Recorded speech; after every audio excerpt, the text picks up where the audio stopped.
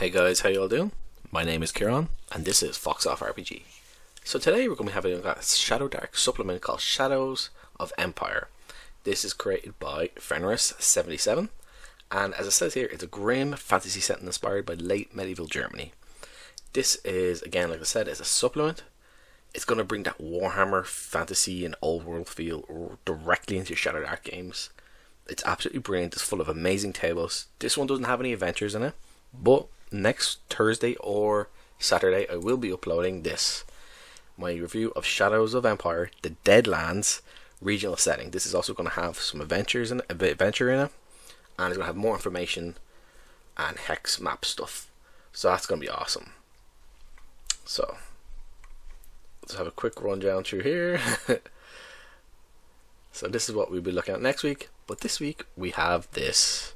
Again, this is going to bring a lot of flavour and theme in the old world fantasy Warhammer setting into our Shadowdark games. Before we get into that, again, I just want to thank everyone for checking out my videos. It's absolutely amazing. We're now over 400. It's absolutely insane the last few weeks. But I'm gonna, again, like I usually do, I'll leave my X account where you can follow me there if you wish. I'll leave my DriveThru affiliate link. If you want to get anything on DriveThru, if you use my link, give me a little kickback, and it doesn't cost you anything. It also works with DriveThru fiction, comics, cards, all that stuff, and Wargame Vault, I believe. I will also link my Discord group if you want to jump in and join. If you're a creator, you can jump in, you can just promote your stuff if you want. You can drop your social media. There's stuff in there for everyone. You want to talk about movies, TV shows, video games, mini painting, 3D printing, whatever. It's all there.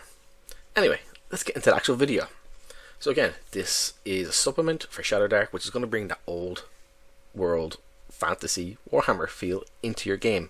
It's going to be full of amazing tables, and we'll get into them. And here, the Empire.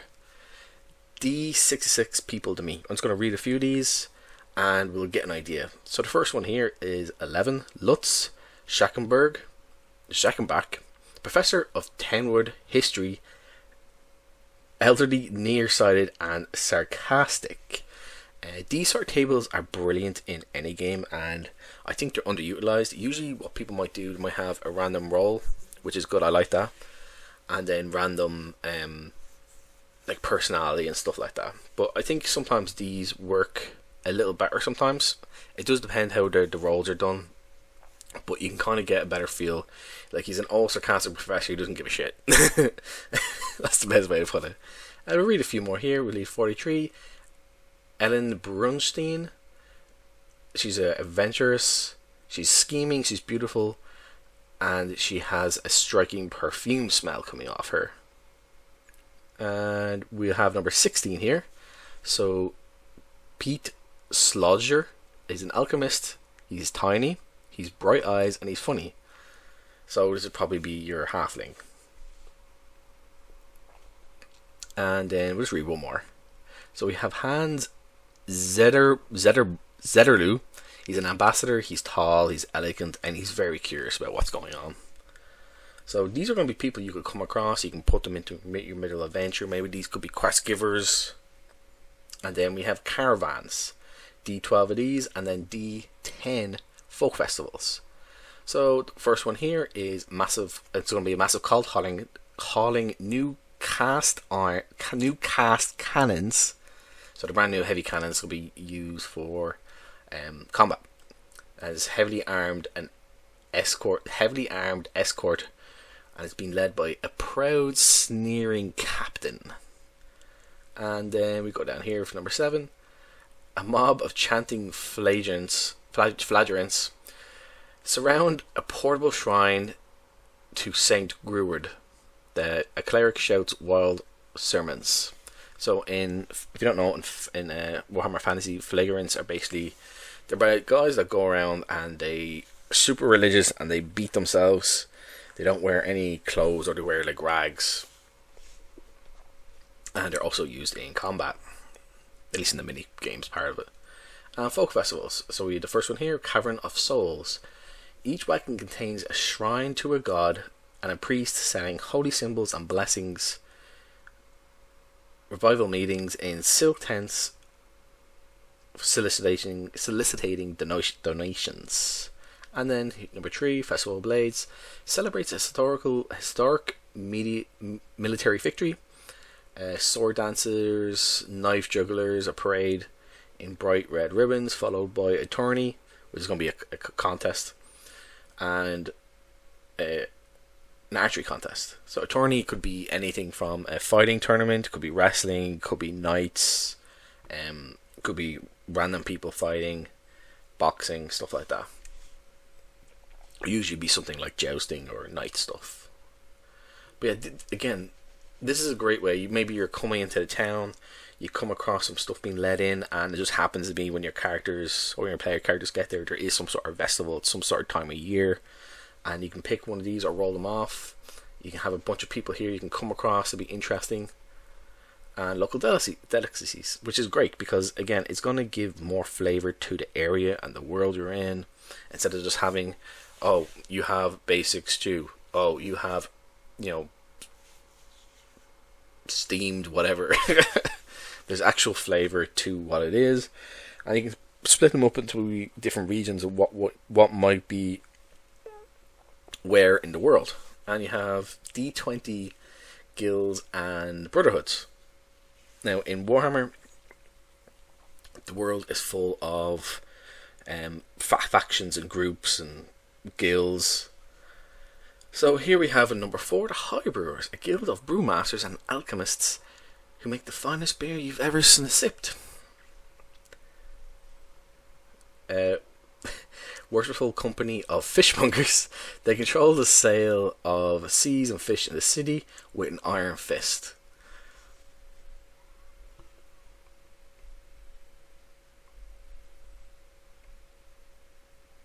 And we have rumour tables, and these rumour tables are absolutely brilliant. You're gonna get, these are basically, you can give your players a bunch of these, and they can try and figure out what one they might want to go after. Maybe some are going to be false or true, or you can add some of your own in to make it false. Basically, these are going to be essentially quests you can put your players on. So here, someone saw your face on a wanted poster. Maybe it was mistaken identity for one of your players, and now you have people coming after them. Or maybe your players did something bad in their town or city, and they're wanted. An imperial caravan was ambushed by beastmen outside the city. Your players could go investigate. Maybe they can try and help out, and maybe they might get rewarded by the guard. You might get meetings with people. Members of the Night Watch have been disappeared in the garden quarter. Dwarf miners have struck gold in the nearby hills. Now, if that happened, you can bet your ass there's going to be a bunch of people out there trying to get it off them. So maybe you can help them out, or maybe you can help out the bad guys. Well, who is the bad guys? Maybe the dwarves are evil. And characters. So it basically talks about a bunch of backgrounds and careers you can have. And it also has 3 new classes. And they give some advice, like what other classes you can add. You had the Sea Wolf from the Curse Scrolls tree, Official Ranger, what else? Where's a Pit Fighter, and Raz Gozozi as the Assassin class in here, if you wish to use that. And you can choose what would be your standard wizard, academic wizard, or choose what different combinations you want. And this is talking about the Life Part supplement that's out there. It's really good. I actually backed on Kickstarter. I have to do a review on that at some stage. I have so much stuff, it's ridiculous. But yeah, so there's a bunch of here, like you have a criminal background, and you could be a fence, which is basically someone who's gonna sell off stolen goods, grave robber, outlaw, racketeer, thief, witch. Then you have river folk, you'll be boatmen, huffer, river woman, which is basically a lady of the night who works by the seas, by the waters, a seaman, smuggler, a wrecker, so on. And you have the Lancer class here. So the type of weapons you're going to be having, well, let's talk about the actual description here. So the winged lancers turning across the steppe, lancers flashing in the sun, rugged outsiders patrol the dark roads, alerting away the minions of chaos. So basically, you are a guy on a horse charging around, usually with, like it says here, a lance, a spear, and so on. But you can have other weapons, such as a blunderbuss. So yeah, it does have explosives in here, and it goes into how you can use these. So blunderbuss, club, dagger, pistol, dueling pistols, longsword, lance, shortbow, spear, and the type of armor you can take is going to be light, chain, breastplate, and leather barding. You have 1 DA. You have a special ability 3 times a day. You can move into charge combat by moving at least near before attacking. Each time you do this, your melee attack does double damage. So you could use it all in one single combat. You have common riding horse or equivalent mount. Your mount comes when you call. There's mount rules from Curse Rolls 2 you can use if you wish. And when you're on your mount, you're going to gain basically a minimum of 1 AC equal to 1/3 your level. So for every 3 levels you're going to have an extra AC added from having your horse. And it talks about the different traits you can have here. I'm just going to read 1 or 2 of them here. So number 2, just going to roll 2d6. So if you get 2, you can use any rider bearing creature as your mount. You could get a giant wolf or something like that. And then like here's a 10 to 11, you gain additional use of your charge talent each day. That's awesome. Basically, imagine doing 4 of these a day, basically double damage. And it has your Lancer titles if you're lawful, chaotic, or neutral. Oh look, fox. Ooh. Merchant, canny traders, deal doers, resourceful, quick talkers who know how to get things done, grease the palms of people, and brave the walls in search of treasure to sell. And the type of weapons you can have is blunderbuss, club, crossbow, dagger, mace, pistol, dueling pistol, staff, short sword, sword, and spear. You're going to have leather armor, chainmail, breastplate, or a helmet. You're going to have 1d6. You receive an additional luck token per day, up to the DM if they want to like limit how many you're actually going to get in total. How many you're going to stack, I mean, so if you don't use them for like a couple days, you're not necessarily going to have a million of them, you know. But lingo, you can do a DC 15 intelligence check to make yourself understand in a language you do not speak. So how I would do this is you're going to bullshit your way into conversation. You might get lucky what they're talking about. Very simple. And a haggle. Your merchant, the merchant pays 10% less for all goods and services if he negotiates the sale in person. Rounded up to the nearest fullest coin. And life on the road, you are adept to getting people to see things your way and getting the best deal. And getting goods on the market. You have trained in the following tasks and have advantage on any associated checks. That's really good. So persuading or deceiving, appraising, storytelling, repairing, or jerry-rigging. So just trying to slap things together if your cart is broken down or something like that. Driving carts and wagons, and sleight of hand. You have some merchant talents here. Again, I'm just going to read 2 of them. So if you roll a 2, find anything. Make a charisma check, a DC set by the GM, to find just about anything, even rare or magical items. So this would maybe be something in a store or shop. You can try and find out if the store owner has maybe illicit goods or stuff that's he's kept for more wealthy or important people. And say 10, 11 again, plus 2 hit points per level. And a bunch of titles based on per level and what alignment you are. Sentinel, basically a type of thieves, sacred bounty hunters, or grim witch hunters who make their bones hunting down dangerous criminals, cultists, and miscreants. The weapons you have is going to be clubs, staffs, maces, short swords, long swords, crossbows, rapiers, main gauge, pistols, dueling pistols, and a blunderbuss. Leather armor, breastplate, or helmet. 1d8 hit points. You have a hunter's mark. You can designate an intelligent being as your current quarry. You gain +1 to hit and +1 damage against the opponent, plus an additional +1 of both of these, equal to half your level, rounded down You may only require one quarry at a time. This might be something you might want to. The DM might decide you have to decide each morning. Instead of you come across combat, and all of a sudden you know, say you're going to be fighting a bunch of beastmen. Okay, cool. And then it's best to do it before you fight anything, because then the player can take advantage of it too much. That's my opinion anyway. Liar's Tale. Succeed in a DC 15 wisdom check to know if someone's lying to you. Ear to the ground once per session. When in a settlement, you can ask the GM if there might be any cults to be hunted or bounties to be taken, and if there are, the GM will give you a contact and some details. Basically, you know, you have people in different parts of the world. You have connections, so you'll be able to, if there's something going on, you'll find out about it. And Hunter's Lore. You're a trained investigator and finder of miscreants. You gain advantage rolls on the following tasks: so sneaking, tracking, investigation, deceiving, and persuade. Me personally, I love this class.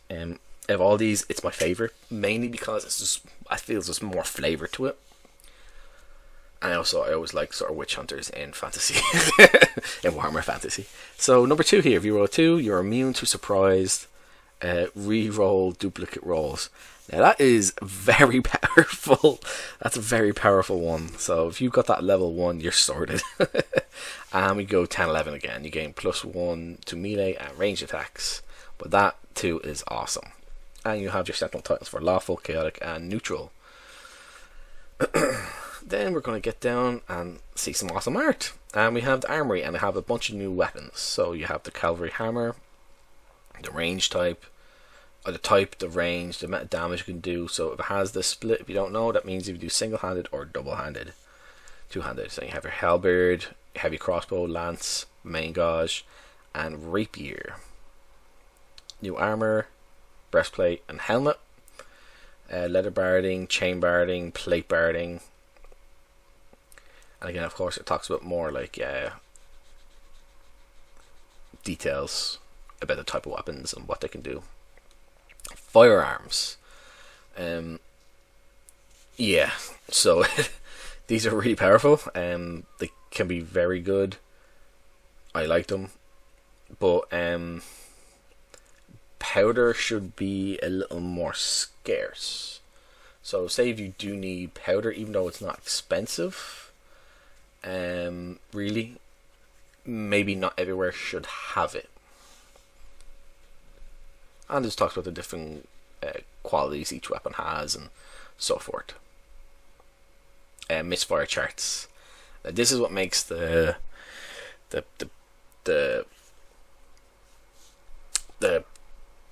firearm weapons more risky. It's going to be a risk reward. So if you roll a 1, you are going to have to re-roll on this chart. So a 1 or 2 is going to be mistrial, a puff of smoke, and no bullet comes out, which is, you're like, oh, that's like, oh, thank God. A 3 to 4, you're going to have smoke. Basically, a bad batch of powder creates a 10 by 10 cloud of thick smoke. This can actually be used to your advantage. You can be hidden from enemies, and it's going to be hard for them to hit you. Likewise for you to hit them.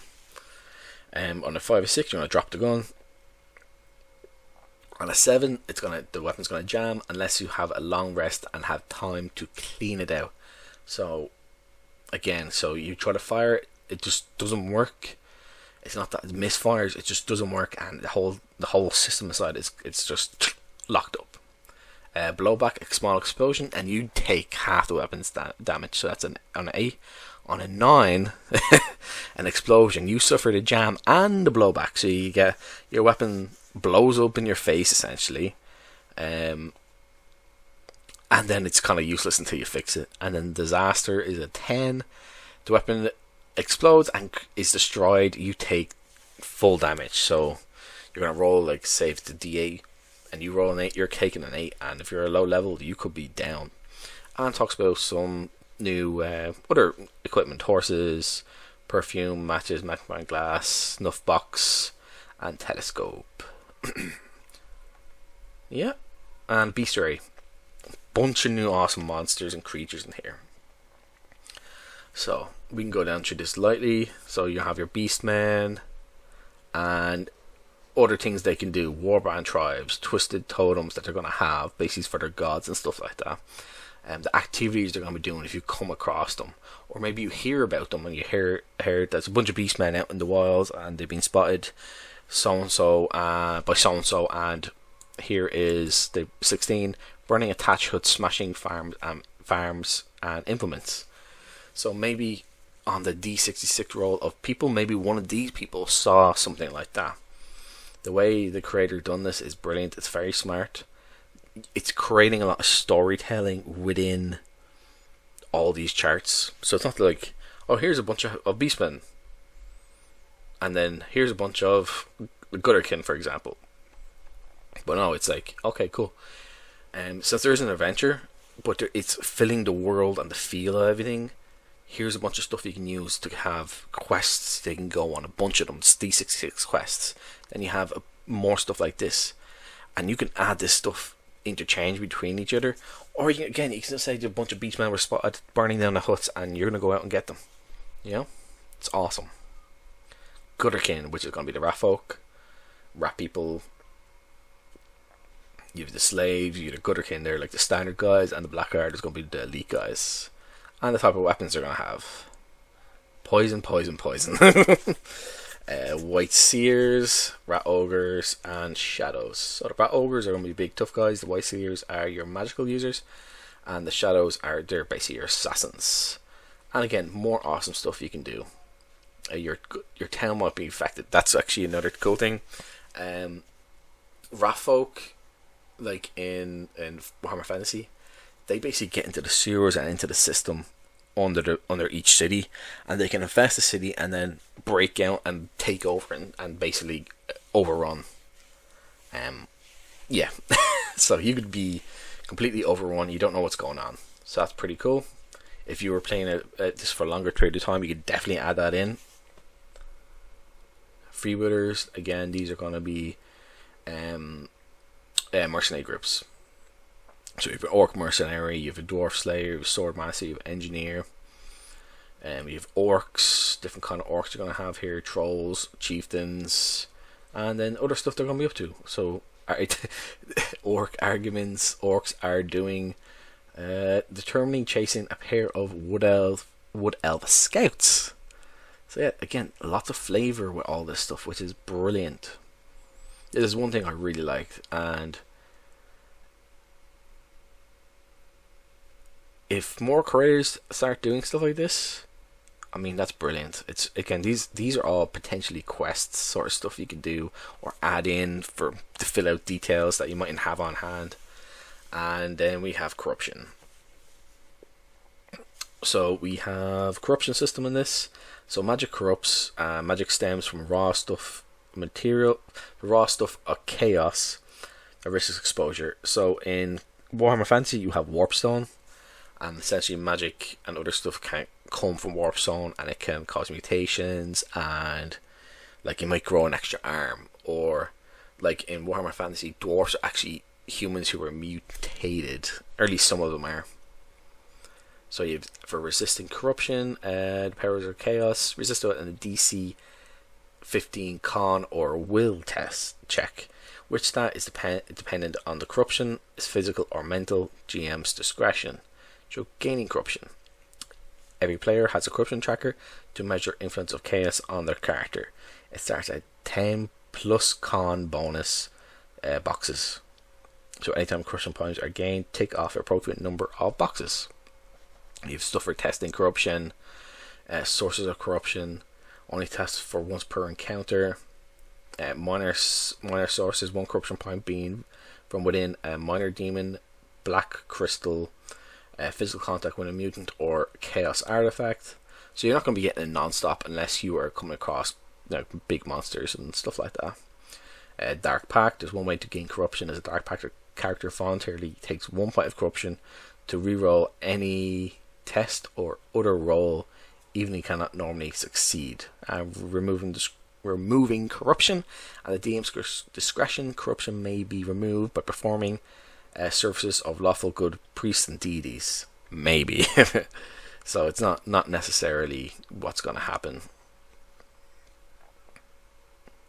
A loss to corruption. A player who suffers so much mutation before they... A player can only suffer so much mutation before they find themselves and their body giving over to the Dark Gods. So a character can suffer a total of mutations equal to 2 plus the con and wisdom bonus. So if you have a -1 to your bonus, you might have only 1.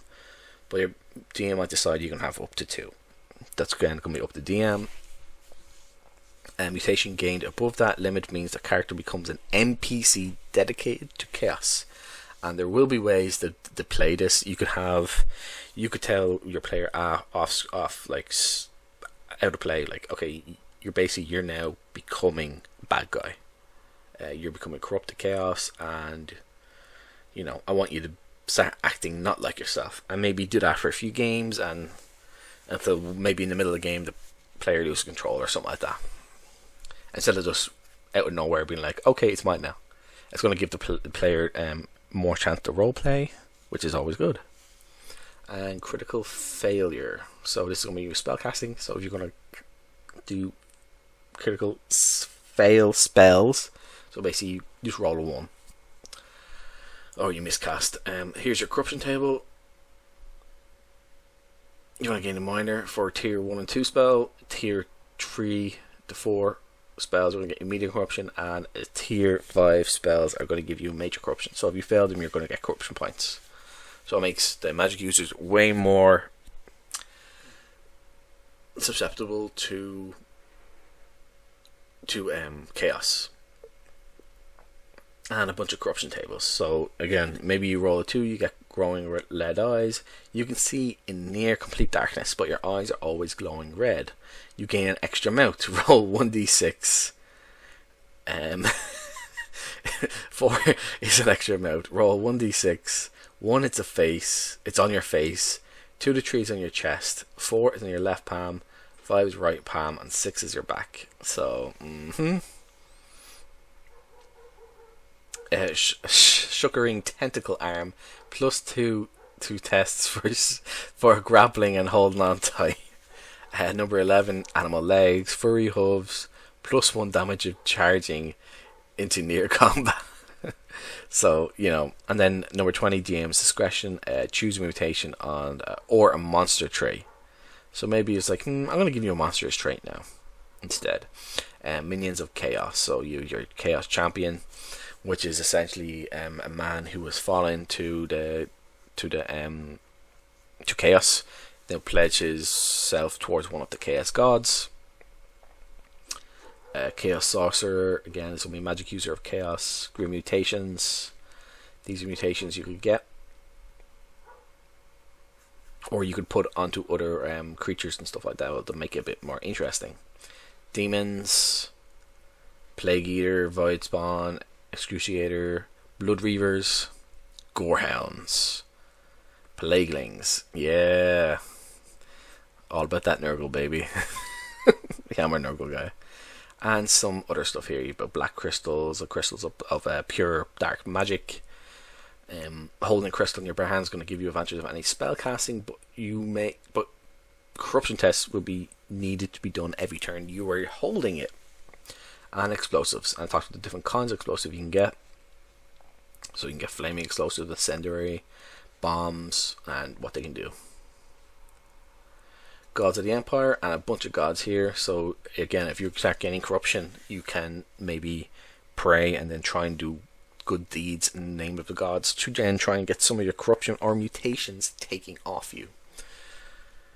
Diseases, a bunch of new diseases. Diseases are always fun in games. I love them.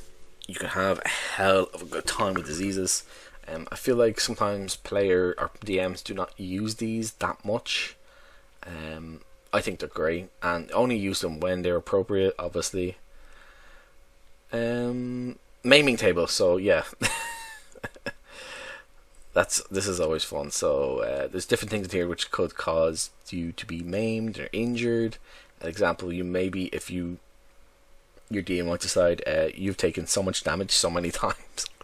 You've been knocked unconscious, so like, okay, you've lost something. Something's damaged. You got your head smashed in too many times. You have a -2 to intelligence and -1 to wisdom. Maybe your gun blew up too many times in your arm. You now have one missing arm or hand, or it's mangled or something like that. So there's a bunch of cool stuff here, and that's it. So yeah, obviously I will link in the description where you can find this, and it's awesome. Again, I will be looking at Deadlands next week, probably Thursday or Saturday. It will be uploaded, and here's Deadlands, its regional setting. It's going to give a lot more information and stuff for the world. It's going to be a companion to this. So yeah, if you like this, please like, subscribe, comment, let me know what you think, and I'll talk to you again soon. Thank you and goodbye.